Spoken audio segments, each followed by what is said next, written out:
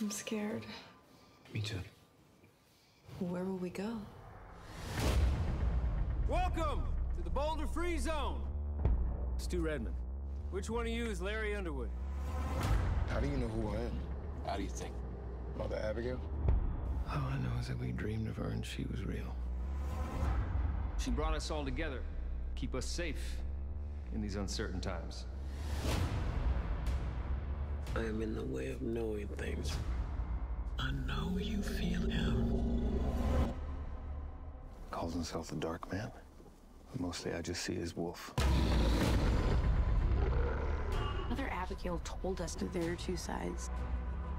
There's the good, and then there's a deep well of darkness. Hallelujah, sinner free. Come run on with me. Boom. In the world that was, they told you it was wrong to want more. Their time is at an end. Our time has begun. There's better days ahead.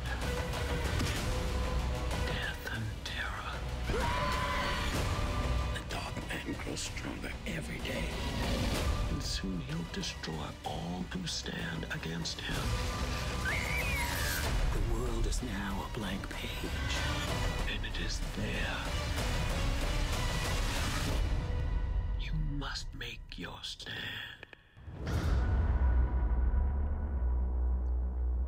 Hello and welcome to the periodic table of awesome.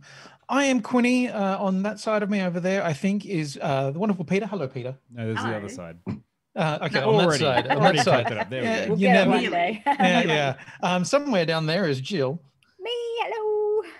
And the other guy, the one with the beard, is Dion. Hello, Dion. Yeah, the other direction. Come on, Quinny.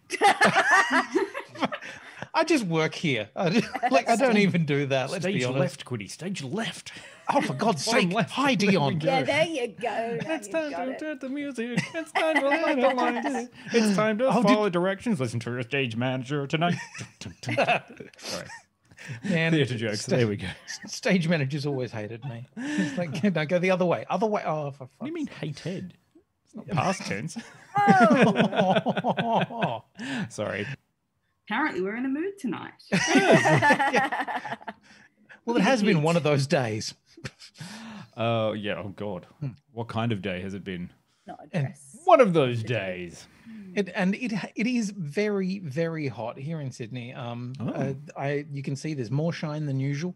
I'm not red because my camera sucks. I'm red because I may be sunburned. I've had a day in the sun. Hooray. Yeah. And I'm drinking. Yeah. Yay! Oh, good. This is going to go so well. And I haven't seen the stand.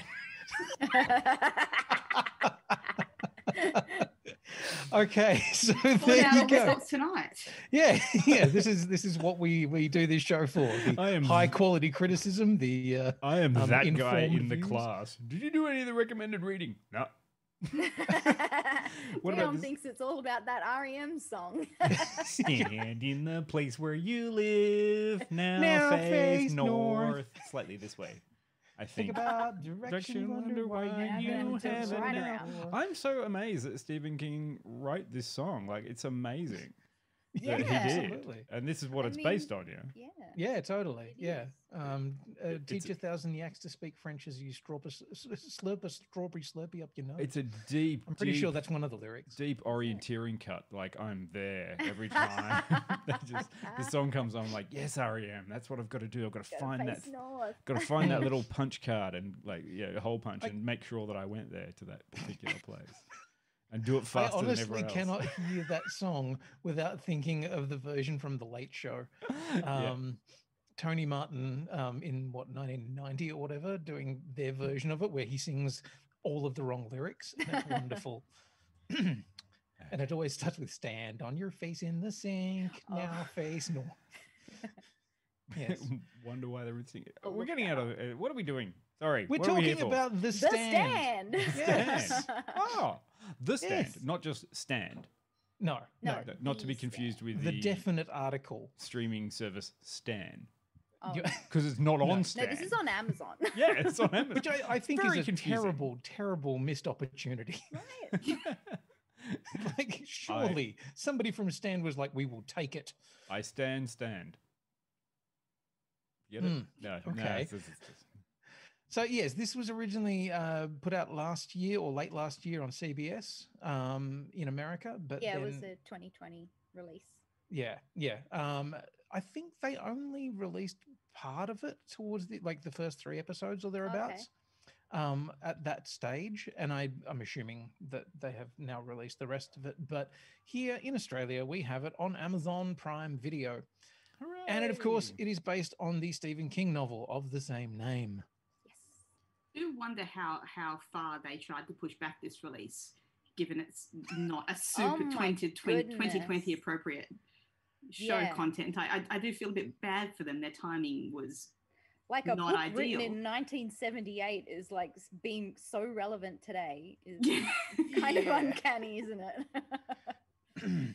Definitely an uncomfortable view for a part of it at the very least. But also, I think it's been in the works for quite a long time. Now, It's not the first incarnation of it on TV either. So no, and it's funny because it is one of Stephen King's novels that's kind of thought to be not necessarily unfilmable, but wouldn't fit into a single movie. It's also, too big it's for 43 years old. Fuck, is it? A 40-year-old book that Stephen King wrote in one of his drug-crazed fueled things at roughly the same time as Running Man. And they finally decide to do a modern TV series, and they finish it up, and then they're like, fuck. I'll release it now. Pretty much. Yeah. Is anyone comfortable releasing this? Anyone? So for those who don't know why you might not be able to release The Stand in 2020, it's because one of the key plot points at the beginning is a major pandemic that wipes out most of humanity. Yes. So, in fact, I shall give you the synopsis if you like. Yes, please. The Stand is Stephen King's apocalyptic vision of a world decimated by plague and embroiled in an elemental struggle between good and evil. The fate of mankind rests on the frail shoulders of 108-year-old Mother Abigail and a handful of survivors. Their worst nightmares are embodied in a man with a lethal smile and unspeakable powers, Randall Flagg, the Dark Man. Is that your Dark Man impression? I don't fucking know. I have no idea what. It's a little bit McConaughey. Yeah, well, I mean, if I was going to do McConaughey, it'd be Randall Flagg. And here we go with the accents again. Oh, wow, I've finally broken Peta. Her polite exterior has finally dropped, and she's like, "Fuck no." Shut Just up go with on your a 10-minute impression tangent now. Yeah. Barely 5 minutes in last the place time. where you live now. Oh wait, sorry. We're not going back to that one. Okay. Yes. No, I'm not going to do an impression of bloody Matthew Mahogany. Do McConaughey singing Stand. Singing REM. Time is a flat All right. No, I'm not going to. Good. I would have stood in the stand, but I don't know. All right. Okay. Time is a flat circle. You don't understand. Of the three of us who've watched The Stand. Yes. Excuse me. I would like to put it out that I actually did try to watch the miniseries of the 1994 The Stand. Okay. And Super relevant for tonight. Yeah. Absolutely. Come on. Admittedly, we weren't clear which version we were reviewing. So. It had Molly Ringwald in it. Nice. It had Laura San Giacomo in it. They were the two things that I remember from The Stand, and also come on, what? You forgot the best part. Gary Sinise. Yeah. I thought you were going to say Kareem Abdul-Jabbar, but fine, all right. Don't forget he was in The Stand in 1994. Come on, there was a giant one, and also who else was in The Stand in 1994? Quinny? Matt Frewer. Yes, he was. Max Headroom himself. Sure, and our good friend Corin Nemec. Hey, Corin. Oh, yes, Cohen Nemec was in it. Yeah. And also Rob Lowe. He should play Randall Flagg, the Dark Man. He doesn't age. Oh, that would be great. Yeah, I would have bought that. Yeah. I would have been totally in for that. It's kind of As it was, the guy that they had playing Randall Flagg in the 1994 version, I don't know, he just seemed like a weird good old boy cowboy who seemed quite avuncular, and I didn't find him particularly terrifying at all. Yeah, look, I watched that one and I had a lovely time trying to figure out what the fuck was going on because it was very moody and took long. And also, it was Australia at the time, so yeah, it came out in 1994, but we got it like 96, 97, and they chopped it to shit. And it was still like, oh, there's an ad break. So, you know, every time you're getting into the story, it's like, oh, it's going to cut to an ad. And I'm like, why am I watching KFC? That's what I was finding interesting watching this one, is wondering how much sense it would be making to people who have not read the book. Right. Well, I have not read the book. Jill, did it make sense? Yes, it somewhat makes sense. Somewhat. Yeah, I mean, it kind of follows the same plot line as The Walking Dead, basically. Like, it's a virus that's wiped out half the population. There's people that are immune to it, and now they've made like their own sanctuary, but they're getting fever dreams of Whoopi Goldberg telling them to go to this place. And the ones that haven't had those fever dreams are lying about it because they've had dreams of the Dark Man. So there's like two sides, the good and evil, playing out against each other in this apocalyptic Isn't it top line stuff? Yeah. More or less. That's right, isn't it? I get it. Yeah, that's exactly it. Yes, that is all what except the that story most is. of them have dreams about both Mother Abigail and the Dark Man, and paths are chosen based on that. Yeah. Like, do you want to go to Vegas and live a decadent lifestyle, or do you want to go to the sticks and live in dead people's houses? I don't know. Like, I gotta say, Vegas, there have been a couple of times I looked at that and I'm like, yeah, but I mean, they're having a good time. I'm looking at that go, look, I played Fallout New Vegas. I sort of know what I'm getting into here. Like, if that's not a Stan metaphor / reference, I'm not sure. Anyway, that's a weird gaming thing. It's a distinct possibility. Like, it's when you finally get to New Vegas, which I don't think we actually see until what, episode 4 or something like that, or 5. Yeah, it's a little while. Yeah.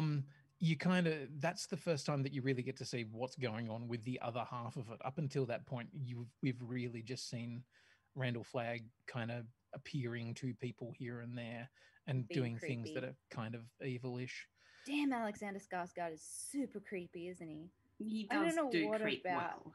Really? Him is like, yeah, he's like hot creepy though. He's like, that's part of it. That's part of what makes it creepy though. Tall, lanky, hot vampire who is essentially fucking a wuss. I don't know why. I just get this whole sort of thing. I look at him and I'm just kind of like, oh man, you're just like a tiny idiot puppy. I don't get the creepy factor. I looked at him and went, he's the bad guy? Really? Where's Rob Lowe? Come on, Rob Lowe, you're already a vampire. I do love that apparently... So just to clear it up, Randall Flagg is not a vampire. No. No, we're saying Skarsgård was in the Vampire Diaries as a vampire. And also, was it the Sookie Stackhouse one? Yes, but also clarifying, Peter, just helpful for your notes, I have not... Skarsgård wasn't in the Vampire Diaries. Sorry, Skarsgård was in True Blood. True Blood. You're thinking Ian Somerhalder. Look, I know my teen fiction vampires, okay? Yeah, all right. Well, you know your Twinkie vampires. I have not watched them. This is good. No, I've watched a bit of True Blood, and I kind of had the same feeling about him. Yeah, whatever.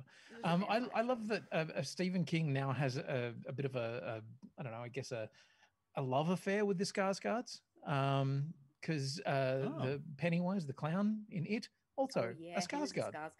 Yeah. Oh. And I'm uncomfortable with saying the word Skarsgård as often as we have.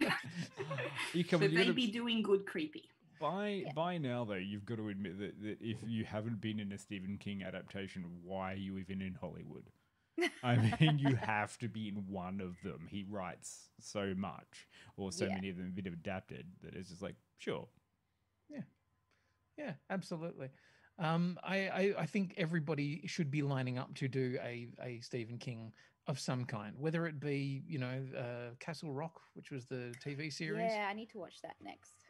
Well, it's finished, so yeah, but I mean, like, I'm now It exists. into like, hey, I want to watch Stephen King stuff. So well, and it's funny, like I love that people they keep coming back to Stephen King stuff. They're like there's always somebody who goes, oh, we could mine something more out of that. Whether it be a short story that they expand into something that is way bigger than it should be, or whether it be something like Under the Dome, which was a reasonably... God, they milked that. Exactly. Oh. It was a reasonably interesting book that turned into a fucking tedious TV series. Oh, it sure did. Yeah. And to the point where I got to the end of the first season, I'm like, I don't give a fuck if they get out of that dome. Exactly. I just want them all to die. It's fine. Just paint it over. It's fine. What's that? What is that? Yeah. The Hill of Forgetfulness. What's going on in this? Don't care. That's the somebody else's problem dome. Yeah. What's going on underneath? Doesn't matter. Somebody else's problem. That sounds like future people's problems. Yeah.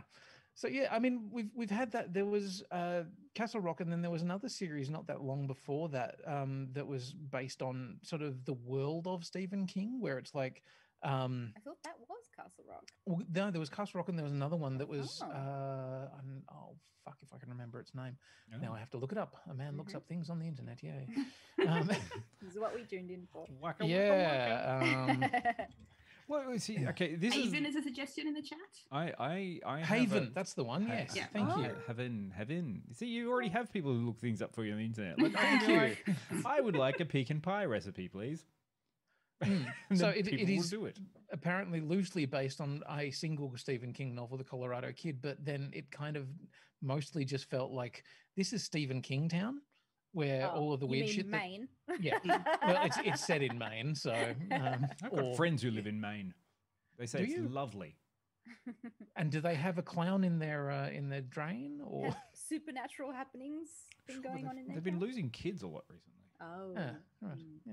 Yeah. Yes. I think that's just school. The Stand. So anyway, yes, The Stand. Can I ask? Sorry, sidebar, Judge, for everyone there. Since I have not seen The Stand and didn't do any of the recommended reading, I have a request. I would like you three and potentially the chat to sell me on The Stand. Why should I devote my hard-earned time to go and watch this adaptation on CBS All Access / Amazon Prime in Australia? Of The Stand, and not just go back and watch Gary Sinise giving it all. Because you could watch Cyclops from the X-Men. I was going to say James Marsden. Yes. Instead of watching... I mean, there's a reason. Alexander Skarsgård. There's a reason. The Ezra Miller, when he finally shows up, is... I'm not sure whether that's a reason to watch or not. No. Well, I'm not going to watch it for the Skarsgård because I've seen enough vampires. I don't need to see another vampire story. Greg Kinnear's in it. Greg Kinnear. Yeah. Oh, okay. Right. I quite like Whoopi Goldberg as Mother Abigail. Really? Because she shat me from the trailer. Oh, okay. I was watching the trailer and I was like, oh, okay. Yeah. Well, I mean, look. If you're interested and you don't want to read the book, sure. Reading? That's hard work. If you feel like reading, probably I would go the book because, I mean, it's not like last week. I'm not attached to the book. I don't really have any strong feelings about the book. I wouldn't have been upset if it had been a terrible adaptation of the book. It's not a bad adaptation of the book, but I feel like the book says a lot more than the series is going to be able to, the way they've structured it. So, hey, if you've got 50 hours for an audiobook listen, then... Yeah. Sure. Let me just pull that 50 hours out of my rectum. Yeah. Everyone's 50. You got 50 hours? Yeah, I got that. Why not? Sure. Let's just look. It's 10 weeks if you're on a commute. I don't know. Yeah, a commute in the middle of a pandemic. Come on, Jill. some of the comments in the chat are actually quite good. That there is some good creepy factor. I think it does kind of some of the horror stuff reasonably well. Like there are moments where I was like, that's legitimately creepy. And hey, I mean, if you didn't get enough of the pandemic that you're currently living in, why not have a nastier one on TV? Yeah. Look, it's the freaking gross. That bloated necks and the pus that runs out of their faces. Yeah, it's like they couldn't help themselves. I kind of feel like the pandemic concept is scary enough without making it vomitously disgusting on screen. Yep. I guess that is kind of a Stephen King thing though, because it was vomitously disgusting in the descriptions. I'm glad that it actually did something like, because I'm sick of those pandemics that they kind of have done now where they show it all off screen, or the empty streets are the scary thing, because it's cheaper. You don't have to sort of sit there and go, here's a stadium full of people dying horribly. You just kind of sit there and go, oh, it's an empty street. Ooh. This this one feels an awful lot like first season Walking Dead. Yeah. Which was a good season. I want to say that. Those 6 episodes were great. Yeah. It should feel more like first season Walking Dead than it does, because the timeline in the book is completely linear, and you come into the world pre-pandemic and learn a little bit about your key characters first, which I think is kind of helpful to start connecting to the characters. And then the story kind of takes you through that kind of pandemic process, end of the world, from the point of view of the surviving characters. And then you have this great quest that they're all taking, firstly to figure out how they're going to survive, and then eventually to find Mother Abigail, and then eventually, like 3/4 into the book, you get to Boulder. So the way that the TV series has been structured, where it starts in Boulder, I found, it starts with Harold Lauder instead of Franny, where the book starts. I found it really kind of jarring and like, oh, what is this? And Lauder is not a particularly sympathetic character to join in with. Like he's somebody that you kind of go, oh no, I'm not sure. Yeah, I mean, you can tell from the get-go that like he's got issues and he's not a very favorable person to want to side with. No, and it'll kind of, I guess I'd have to watch more of it to really make a judgment on it. But I felt like, particularly with Harold, and particularly because I guess we're spending more time with the characters as they unfold in the book, there was a little bit more light and shade in the book to Harold and his journey, and how he goes from a pretty shitty person to unfolding into somebody who chooses an evil path. Whereas, you're seeing him start to choose that path in the first episode. Yeah. It is a statement it makes about good and evil and how it's all folded into the choices we make, I think is kind of diluted quite a bit that way. And that is very much the key kind of message that the book is all about, isn't it? Is that we are subject to two wolves, and it is which one of those? Yes, I'm sorry, Dion. Inside you, there are two wolves. They're both assholes. Yeah, but it's the choices that you make that lead you to each of those characters, and they're represented by Flag or by Mother Abigail. And yeah, there is more of a kind of epic story to the journey. So it's not just Vegas, because I mean, someone says, "Hey, you want to come to free love and hippie Vegas, or do you want to go to agrarian society in Boulder, Colorado, and have shit winters?" So much it's not really how the question is posed. It's terrifying dreams with a force of pure evil. Sure. Which is offering a lot. But they still have the slot machines, right? They do. Yes. Yes, Dion, there is still gambling in New Vegas. Sure, well, why can't I try both? Why can't I go to one and then say, no, maybe it's not for me, and then maybe go to the other one? Why do you have to? Because you can't leave. You can't leave New Vegas. No, you can check out anytime you like. Yes, exactly. It's Hotel California. Yeah, I don't know. Yeah. I can get out. It's an interesting idea that, it's about human nature, and do I want to be free, or do I want to help others? And, you know, if I choose to help others, that brings me in line with the Lord. And I mean, that is something that I found really kind of weird the first time I watched it, was like how blatantly Stephen King is playing with religious stuff. He's like, he's not kind of couching it in anything. He's like, God's here. Yeah. God's talking to that person.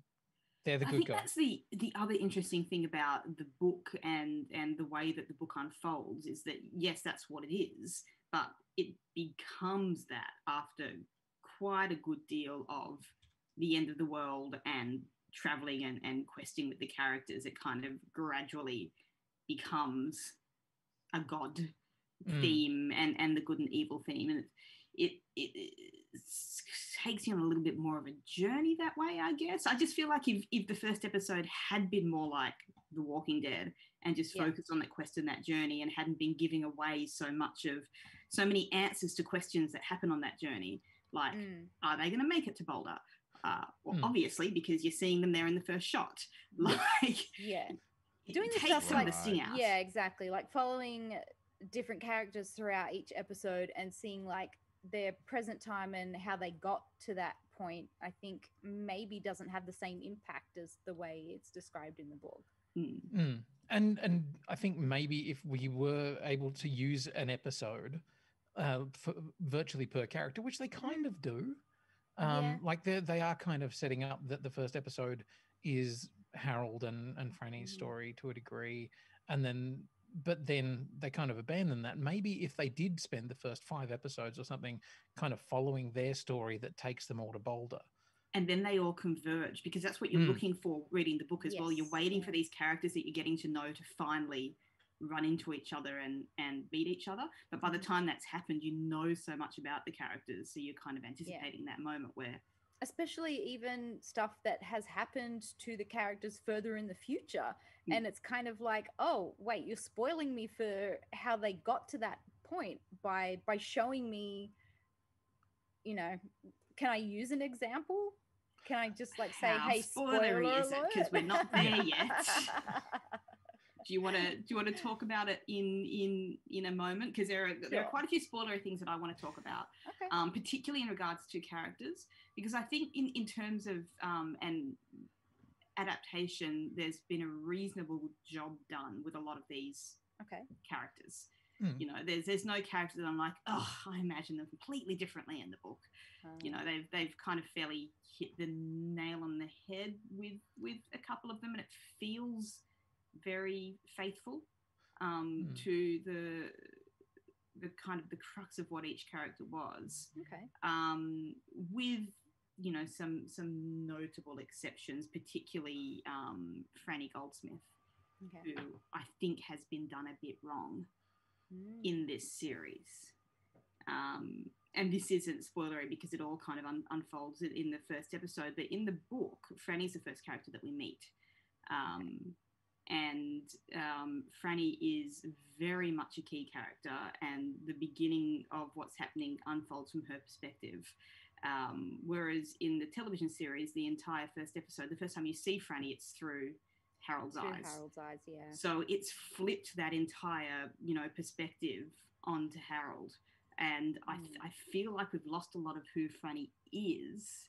And I would be interested in what you think about this, Jill, not having read the book, what kind of read you're getting from Franny, and if you kind of feel, you know, attached to her as a character, or like she's any kind of big deal. Yeah, not particularly, actually. I think like each time we see her, it's usually from the perspective of another man. And that doesn't give her a lot of agency as a character and her role to play within the group, because when they get to Boulder, there's 5 key people that have been chosen from the survivors that are, you know, asked to kind of run things. And I mean, she's one of them with 4 other dudes, and we never really get to see her make any decisions. No, she's actually very passive through most of her story, which is kind of shit. For a book that's already pretty shitty to most of its female characters, and that being the strongest female character in the whole book. The descriptions of the female characters in the book are pretty horrendous. And like you said, Dion, I'm not going to kind of rip it apart because it's something that's written 43 years ago. Oh, no, please. Oh, my God. Go ahead. We could rip apart stories written 400 years ago. Come on. The descriptions of particularly the female characters that we're not supposed to like Julie Laurie and Heather Graham. What was her character's name? Roller Girl. At the beginning. Yes.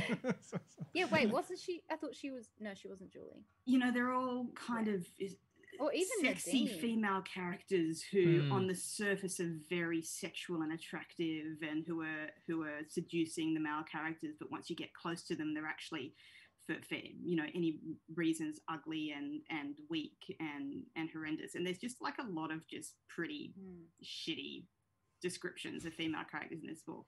And so when you're doing a modern adaptation, you're kind of thinking, sure, let's, you know, we can improve on that. You would think so. But instead they've kind of taken the main female character and weakened her considerably in the plot and basically put her at the center of male gaze from the audience perspective, as well as the consummate nice guy gone wrong character that Harold Lauder definitely is in the book as well as the TV series. So there's quite a bit there that frankly has bugged me a little bit. Yeah, fair enough. I feel about Nadine, because Amber Heard, I gotta say, is bloody boring. Well, again, how's a wig? How's a wig though? Is a wig okay? Oh, I think it's probably her actual hair.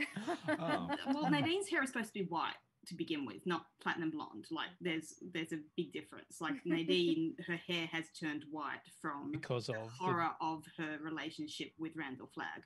Yeah. So while she's a young woman, she has white hair. So already I'm kind of looking at Amber Heard and going, no, that's not Nadine. That's not right. But again, Nadine is a character who, you know, part of the book is actually from her first person perspective, and you can see, you know, that throughout the book she's going through a struggle of a choice that she needs to make between Randall Flagg or you know, herself and good and Joe whatever, and it's just none of that is, it's just a completely one-dimensional depiction, I think, of that character so far. Yeah, but like Amber doesn't sell it for me either. Like I don't find her compelling at all. The only times there are moments where you kind of feel like there could be some conflict there is when she's dealing with the kid. Yes. Like, and that's kind of it. And you're like, oh, okay.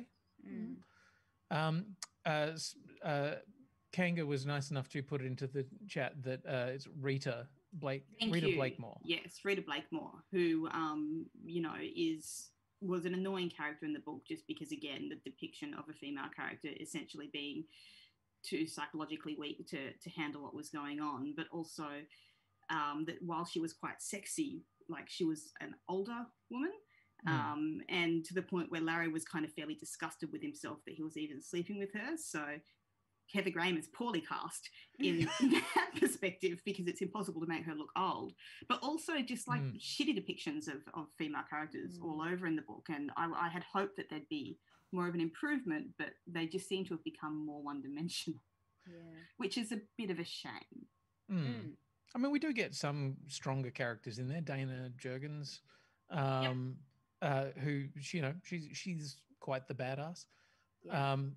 But yeah, once again, you start going, is she just there to perform, you know, something as a plot point, not a fully fleshed out character?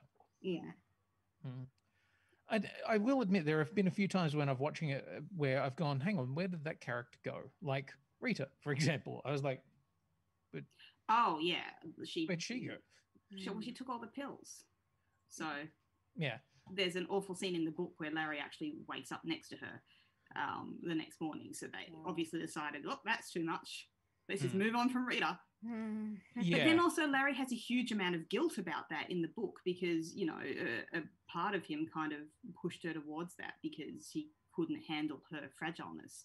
And that's part of Larry's journey from from being an extremely selfish character in the beginning. Yes. And going to, so there's a lot of, I think there's a lot of nuance that's been lost that could have been in a television series, because you've got time in a TV series to explore all the this time stuff. in the world. But because they're trying to do this non-linear yes thing for the first 2 episodes, where they're telling you the middle of the story and the beginning of the story and then the middle of the story, and now by episode 5 it seems like they stopped doing that and the story has kind of become linear again. Yeah, so they just seem to rush through those. Yeah, they've rushed through the character developments and not giving you any of the reason. Unless you as know to what it reminds why me of? they're making this. Reminds me of those episodes of The Witcher, where it was like, we're just going to put some non-linear storytelling in here just because it's real fucking interesting and it'll make people confused. The clever thing about The Witcher, though, that if you don't know The Witcher, which I didn't when I watched it, that you didn't realise that it was non-linear storytelling until they wanted you to. That was clever, I found. Like, there was a moment watching The Witcher where I went, oh, this isn't happening at the same time as that. I felt like it was on purpose. Like, I didn't feel like it's because I hadn't been understanding the plot. I felt like I had been led down a particular path and then something had been revealed. Whereas I just feel like with this, too much is being revealed and not enough, you know. We are meant to be selling Dion on this. Yeah, like so far I'm not going to lie. I'm just telling you what my experience is watching the show. You can take with it what you will. So far it's just going on my book pile, because after I get through all of the Terry Pratchett books, it looks like The Stand is the next thing to go. Well, I mean, to be honest, I haven't read a lot of Stephen King books, but that was recommended to me as, if you haven't read a lot of Stephen King, one of the ones that you should pick up. Honestly, I'll get right on it. Like Discworld, Terry Pratchett, It, and then The Stand. No. Do the entire Black Tower series as well. Right after the Bible, Dark Tower, Black Tower, whatever, and the Quran. You know what? And War and Actually, Peace. watching The Stand made me curious about the Dark Tower, because the character of Randall Flagg appears in that series and in The Stand. So I thought, let's see what the fuss is all about, because I know so many people panned Dark Tower, but you know what? I actually didn't mind it. The film? Yeah, the one with McConaughey and Idris Elba. Like, it look, to be honest, it felt You've not like... read the book, have you? No. Sorry. Do I need to go over how much I don't read? No, that's fine. It's just that movie is I know it got panned so astonishing. badly because of, like, it's, you know, not unfaithful to the book. But to be honest, it kind of felt like the middle story of a 3-part series. Yeah. Like, there was, That's pretty accurate. And also, I mean, that one was... hate it. That one was hamstrung by the way that it was made. The intent was that it was going to be a film and a TV series, and then another film, and then another TV series. Like, it was this huge, big fucking thing they were going to try and make. Yeah. And it just stumbled straight out of the blocks because they made a film that nobody gave a fuck about. Yeah, I think it could have been a good thing. Yeah. And the thing, I mean, the Dark Tower series is interesting because it sits underneath everything else. Like, all of Stephen King's stuff sort of happens in up at the top here, but underneath it all is this underpinning mythology. And that's fun and really cool. And that's like characters like Randall Flagg, who shows up in the Dark Tower, shows up in The Stand, shows up in Eyes of the Dragon, and a couple of other stories, if memory serves. And, you know, is highly suggested that he is multiple other characters. Yes. In different names and stuff. Yeah. You know, it kind of like made me really excited about like the whole Stephen King universe, because, you know, they mention Jake having the shine and a lot of characters having the shine, and it's like, I fucking love The Shining. Like, that's one of my absolute favorites. Have you Stephen stopped King to sleep? Stories. Yes, I did. Yeah. I mean, it wasn't I bad. kind of liked it. Yeah. Actually, there was something in this that I did get a kick out of. And it was clearly just a nod for Stephen King fans, but the carpet in the hotel in New Vegas. Oh, I haven't noticed.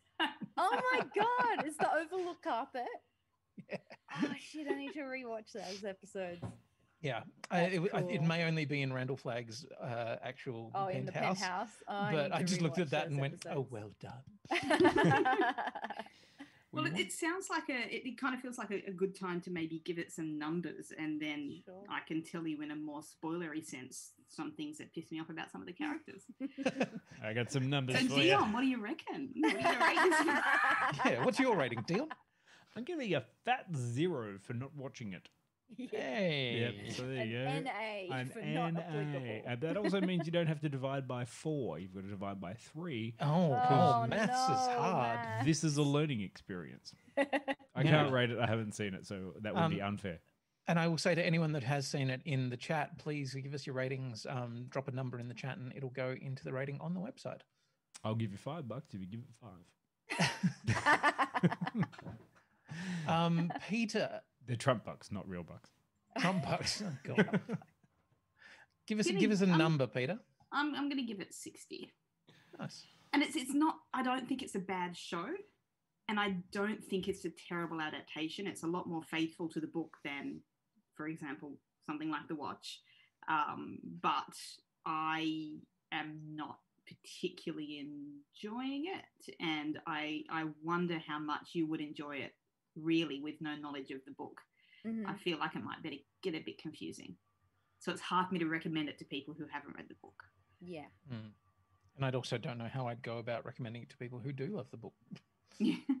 Well, sometimes these kinds of things, if you know they're a decent adaptation of the characters, they can be a nice companion to the book. You know, you've read the book, now watch some pictures that relate to it.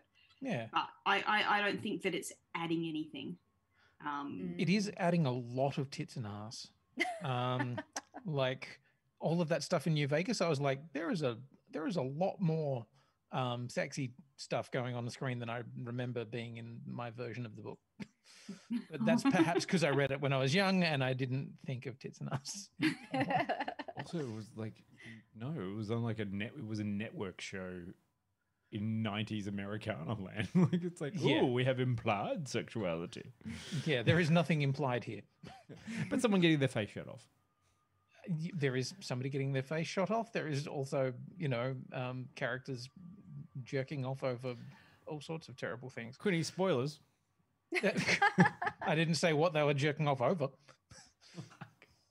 Give it some Joylessly jerking over the corpse of a dead deer, or what was that line?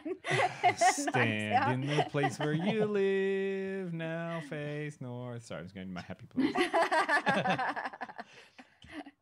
Jill, give us a number. I'm going to give it a 65. And this is coming from someone that has not read the source material, just watching the show. I got to say, like, it's not having a huge impact on me. I find it, enjoyable TV to watch. Like, it's okay. But I do think that, I guess some of the direction with the storytelling is maybe not as punchy as it could be. But I think like the elements with Randall Flagg and the good v evil kind of stuff is compelling enough for me to watch. But yeah, it loses a lot of points because Amber Heard is boring as fuck. Wow. Okay, I'm going to give it a 68. I like Stephen King. I love Stephen King stories. I love the creepiness factor. I love that feeling of when you get it right and it feels like something creeping up your fucking spine, and it's this very rarely gets that. Yeah, there's not a lot of it. Like I think Randall Flagg is meant to be a character who makes you like scared by his mere presence because he is really intimidating, but also he just radiates evil. Skarsgård ain't quite doing that for me. I don't know whether anyone could, perhaps, but yeah. Gary Oldman. Okay, maybe Gary Oldman could, maybe the Queen. But yeah, that's kind of where I'm at with it. It's like I think I'm very similar to y'all, and just sort of going, it's okay. Yeah. Like even when they introduced the Ezra Miller's character, I was like, oh, okay, well, let's see what they are. Okay, right. Yeah. Cool. So do we have a clip? I do notice that that's Drew Whitaker's given it a 90, which has thrown our curve way out. Jesus. Only because Molly Ringwald isn't in it. Wait. No. I guess it would have been higher. Yeah, okay. Yes, we do have a clip, but I've got a clip of the start of the pandemic, and we'll come out of that whenever I feel bored. It's not going to be Elf. It will not be fucking Elf. Yep, here we go with the clip. Let's go, team. Congratulations. You did it. World's best cop.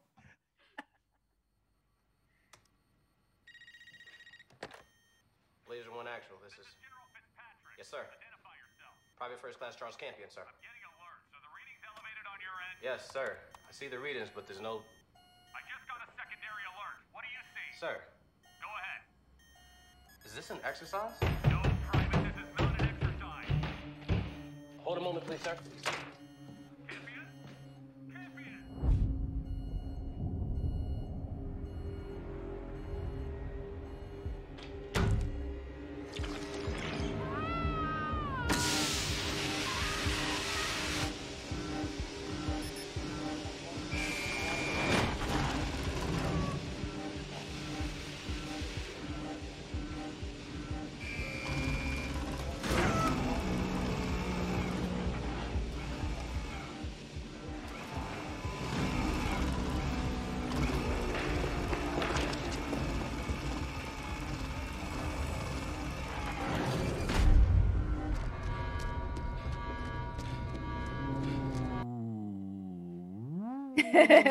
Ooh, that seems very interesting about a pandemic and how it gets out. And there's that whole thing about a door being kicked open by a foot. And I was like, Yeah, it doesn't happen in the book.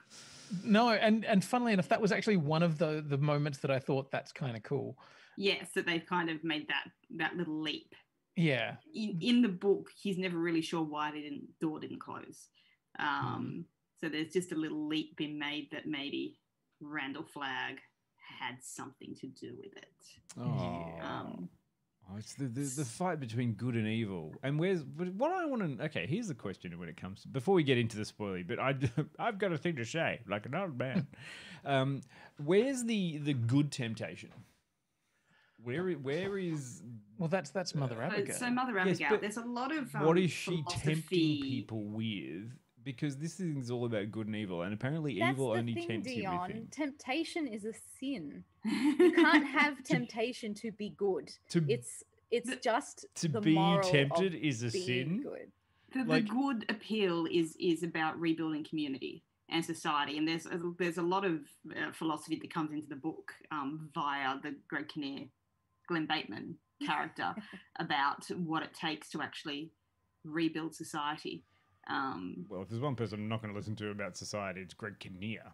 Fuck's sake. There's a lot of that philosophy as well, about, making good choices bring you closer to God and making evil choices bring you closer to evil. Sometimes the evil choices are the easier choices, but that might not be This whole series sounds like some sort of picture that you see on your mum's Facebook where she's like, you just have to make good choices, and it's covered by flowers. But the thing is, Mother Abigail is fallible as well, and that's explored, a lot. Mother Abigail is. Well, hang on. Let me put the spoiler logo up so everyone knows that we're talking spoiler. Yeah, we're definitely in spoiler territory now. Well, I mean, the series hasn't really touched on that very much anyway. So far, hasn't really been explained. No. Okay. Look, my biggest annoyance was in the first episode with Franny. That the whole plot line that did not exist in the book, where she took the pills and had to be rescued by Harold, that did not happen. Okay. That is not who Franny is. I'm not saying that that's not a perfectly reasonable reaction to have to the situation that she was in, but no. But also, I think if they've done that scene, then they can't necessarily do it for Rita, which I guess is perhaps why they did that whole Rita thing off screen. Yeah, well, no, they did it on screen. I mean, they showed her taking the pills. You just kind of make the next leap in your brain. But in the book, Rita didn't do it on purpose. Rita OD'd. So, yeah, because Rita and Larry were just going across the country taking a bunch of drugs. As you do. As you do. And the other really annoying thing was that they were too easy on Larry at the very beginning. I mean, the Larry Underwood character in the book is an absolute asshole. when you first meet his character, like not like the height of horrendously selfish. And so he has kind of one of the biggest character arcs. So I thought it was weird that they kind of were like, well, he does drugs. Yeah, but he still looks after his mum. Yeah. And he seems quite reasonable. So yeah. But he apparently stole his band's music. Well, yeah. I feel like they've tried to. I mean, they've obviously gone, okay, we can't have too many dislikable characters straight up. You know, we've got the whole point of the show is to see that all of these people have flaws and that they can be redeemed by making good choices. Yes, and that they have the opportunity to go the other way as well. And one of the things that's annoyed me about seeing Harold halfway through the story at the same time as you're seeing him at the beginning of the story, he's always a bit of a cock, but there are moments in the story where he has a choice to you know, become a different person, and he just doesn't make that choice. And it's so weird to me that they take out, I thought that was the heart of the book, those choices that people are making. And it's so weird to me that they've structured the TV series in a way that you don't ever see those moments. Yeah, I mean, Harold reads like very much as an incel type of person. Yes. In the series. I don't know if he comes across like that in the book. Oh, hugely. He's the ultimate incel type character in the book. And he kind of starts off that way as well. But I guess the point is, like, even if you start off as a bit of a dick, like Larry Underwood started off as a massive dick, and he had this character arc where he actually becomes less selfish and more self-aware. So absolutely, even though Harold started off as this horrible incel character, there were moments where you're kind of like, oh, maybe oh no. And you know, Nadine's role in being Eve and leading him towards the dark side is much more pronounced in the book, because he's more on the fence in the book when Nadine crops up. And Nadine has her own journey in the book where she's, you know, trying to bring herself to actually sleep with Larry so that she won't be a virgin bride for Randall Flagg anymore, and that way she'll be able to break from his spell. So even Nadine is kind of making choices and doesn't start out as just like pure evil bride of the devil from the very beginning.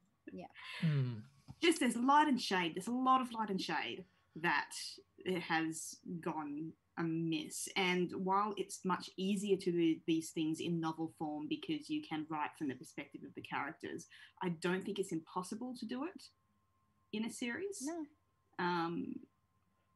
In fact, I think it improves. Is not there. Yeah. I think that it would improve a lot more if you were allowed to see the characters develop, because the whole point of it is about the decisions you make that lead you to good or evil. Yeah. Nick Andros doesn't get nearly enough play either so far. And it is a major shame that they have not cast a deaf actor to play that role.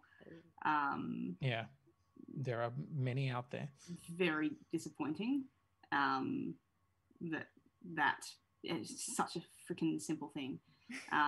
But he is, again, a super, super key character in the novel, and I feel like he's just kind of on the peripheral at the moment. And now he's currently spread a lot further around the peripheral. Well, yes. Well, I've only watched 5 episodes. So I'm sorry. That has happened in episode 6. Spoiler. I'll spoil it for the rest. Yeah. But like, Jill, how did you was that a sad moment for you? Because by that stage in the book, like, I love Nick. Nick is the best, most wonderful, everyone's favorite character. Yeah, no, I do feel that way. I do like Nick quite a lot. And especially his relationship with the handy-capable guy, Tom. Yeah. Tom Cullen, who's 43, he has a learning disability, and if his way of doing things is concerning, then that is, I liked him. I liked him a lot. I liked their meeting and how they got along together, and like learned from each other how to communicate and that kind of stuff. Yeah. I think Nick was like a very genuine, lovable character, and it's kind of a bit shit. They blew him up. Oh, spoilers. Well, what if I'm going to watch this? The sign is up. And it is, I guess, we're at episode 6 of what, 9, I think. 11. The series gets 11. No, sorry, 9. You're right. I was reading something, a different number. They look nothing like each other. Yeah. M-O-O-N, and that spells 11. Whatever. And that's kind of where I'm at. Like I'm looking at it going, okay, well we've hit this point in episode 6. We've got 3 episodes to go, and I'm like, I feel like that doesn't seem like enough. No. Yeah. That's about right. But also the problem is the end. Okay, so something that is I remember from the miniseries, the '94 miniseries, and Dion, how much of the miniseries did you get to watch? I watched Rob Lowe's character. Good. And there was a Gary Sinise. Okay. So I watch. I don't have not very accurate memories of this. I know that The Stand was written by Stephen King, and that it's a book. Yes. Good. I'm happy to help. You're doing pretty well. I'm here to help. We have got a clip from the book for you. Wow. Is Stephen King reading it? Because that's going to be super annoying. Stand in the place where you live. We get to the point at the end of the book where the ending is the big problem. Yeah. And I'm intrigued because, as the chat has said, they've written a new ending. Mm-hmm. Stephen King. I did not find the ending of the book particularly satisfactory. The ending of the miniseries is even worse because it's a shit special effect. So, Jill, are you concerned at all about spoilers for what is yet to come? Give it to me. Tell me. Okay, at the end of the miniseries, quite literally, the hand of God appears. Yes, it does. I can't remember. And it's a shitty, glowing, not CGI Does he hand. bring a dome and put it over the boulder? No. Yes. And say, come back next week for the second book. Yeah, under the dome. Oh, Jesus, that would be fucking hilarious. Right. That's how you get Running Man, because the people who grew up in the society under the dome. Yeah, they need to Also, kill each other. Quinny, you know how you mentioned the carpet? Mm. Joe yes. was playing with a red car. Was it Carrie? Oh. Not Christine? I mean, was it Christine? A distinct possibility. That's the kind of thing I actually forgot to. I didn't notice, but that's the kind of shit that I guarantee you that they'll probably throw in here and there. At one point, one of the characters is looking at a postcard, and I thought for a second it was from Say What Neo. I was like, "Whoa, okay, now, that's bringing in some weird deep cut Stephen King references." From the Hand of God. Yeah. So it's been rewritten for this TV series, and we don't know. Hopefully, what it's the new ending now will the be. hand of Satan that comes up from the bottom. Oh, and then they touch. Just gives you a little tickle underneath. Yeah. just the tip. I don't know what they're going to do, and as such, I'm actually intrigued to keep watching and find out what the ending is. But I just remember that the ending is terrible. Stephen King thing though, just something absolute batshit crazy left of center. But also, Stephen King famously doesn't give a shit about what happens to his books once they hit the movie world. He's just like, sure, I don't care. Did I get paid? Great. I'm busy writing the next one. Oh, he does care occasionally. He really fucking hated the Stanley Kubrick version of The Shining. And then kept collecting the royalty checks. Like, for fuck's sake. Yeah. If you've ever watched the TV movie of The Shining, the mini series of The Shining that was made once again in the mid-90s, if memory serves, that's the one that he thinks is better, and it's fucking terrible. Oh. Yeah, Stephen King is not actually necessarily the best judge of the adaptation of his work because, no, buddy. So, Peter. So, are we going to keep watching till the end? Oh yeah, I'm going to finish it. Yeah. You've convinced me. I'm interested to see its take on the ending, I suppose. Yeah, now that I know the Hand of God's coming, I want to see this shit. But I'm probably not going to rush to it every week. I might wait a few weeks and then just, slam the last couple. Look, I'm pretty like bored I'm at the swallowing moment. some medicine. And there's no Harold there to make you throw it up. Oh. Oh dear. Yeah. Yeah, sorry, that got dark. It got really dark real quick. I just meant like a couple of Nurofen. I didn't mean like overdose. Jesus, come on. Yeah, I would probably finish it off because oh dear, I like I feel like it's interesting enough. And there's a part of me that wants to go, okay, Ezra Miller, how far are you willing to go for this character? Because what the fuck? Yeah. So Ezra Miller plays the trash can man, who is the role played by Matt Frewer in the. No, he's the Flash. Yeah. This is confusing me. Why is Mira and the Flash in this weird movie with Eric from True Blood and Cyclops and Cyclops from X-Men? This is not making any sense. And why is the bartender from the Star Trek thing in there with dreadlocks? What's going on? Get new actors. Stop confusing me. Bartender? Was she? Yeah, she was. Yeah. Guinan the was bartender the from bartender the of Next Generation. Tenforward. Yeah, okay. I thought she just hung her out there. I didn't think she was actual She was a multi-dimensional being who just happened to like serving drinks. Predakanga did point out Yep. that the ending credit songs are always pretty dope. So that is true. I love a good music producer's job of getting cool music into stuff. That's actually they always seem to fit the theme of the episode as well. Yeah. So like the first one, by the end of the episode, you've seen Randall Flagg, and then so they play Billy Joel's The Stranger, and it was kind of cool. Yeah. Yeah.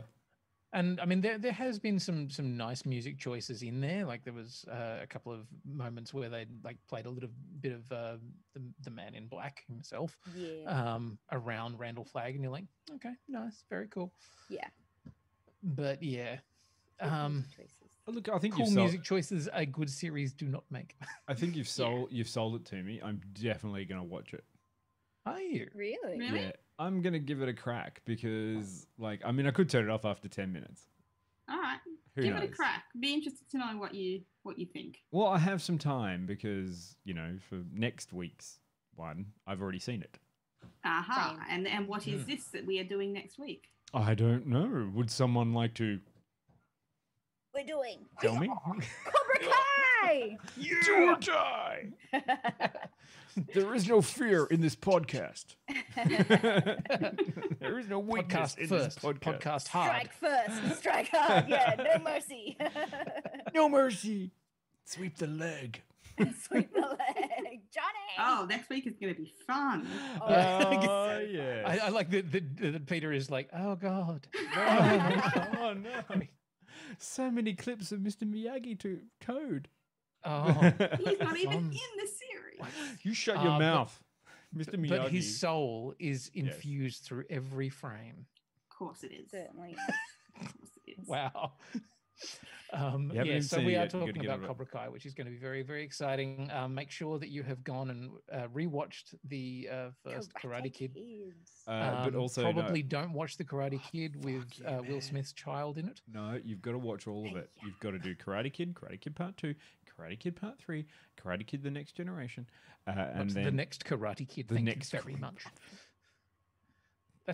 So pedantic. And then Karate Kid Deep Space Nine, and then Karate Kid.